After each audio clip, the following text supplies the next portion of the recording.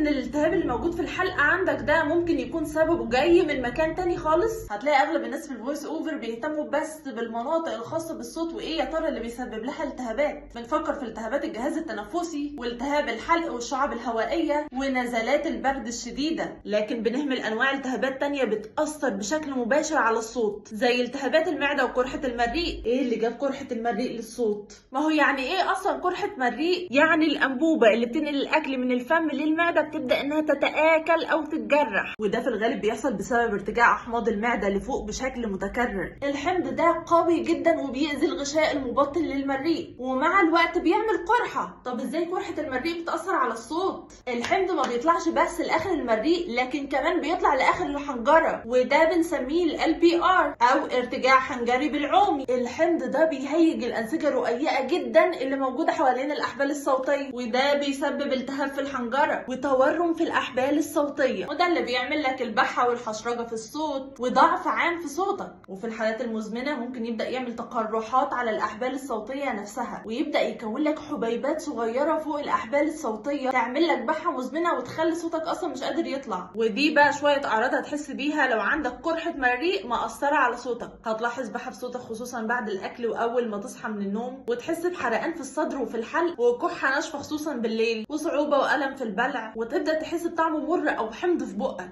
ودايما حاسس انك عاوز تبلع ريقك. العلاج هنا طبعا بيكون باستشاره الدكتور بتاعك، بيبدا يشتغل معاك بمثبطات حموضه ومضادات للحمض ومضادات حيويه لو في بكتيريا. وبجانب الادويه دي انت محتاج تنظم اكلك وتظبط سلوكياتك، زي انك تمنع الاكل قبل النوم ب3 ساعات وتنام وانت راسك مرفوعه لفوق شويه، وتبدا تقلل من القهوه والشوكولاته والحاجات المقليه، وما تلبسش لبس ضيق حوالين البطن، وتبدا ان انت تشرب ميه كتير على فترات قصيره. ووقت ما تحس بالتهاب لازم تريح صوتك تماما، يفضل حتى ما تتكلمش، وممكن تستخدم بخاخ مرطب للحلق وتشرب اعشاب مهدئه، وما تهملش ابدا في العلاج لانها ممكن تسبب لك تضييق في المريء، يعمل لك صعوبه في البلع وتغييرات في الخلايا وتلف مزمن في الاحبال الصوتيه ممكن لا قدر الله يخلي صوتك ما يرجعش اصلا لطبيعته تاني. شفاكم الله وعافاكم يا رب. دايما افتكروا ان اهتمامكم بالصوت مش بس موجود في المنطقه دي، ولكن كل جسمكم محتاج رعايه واهتمام.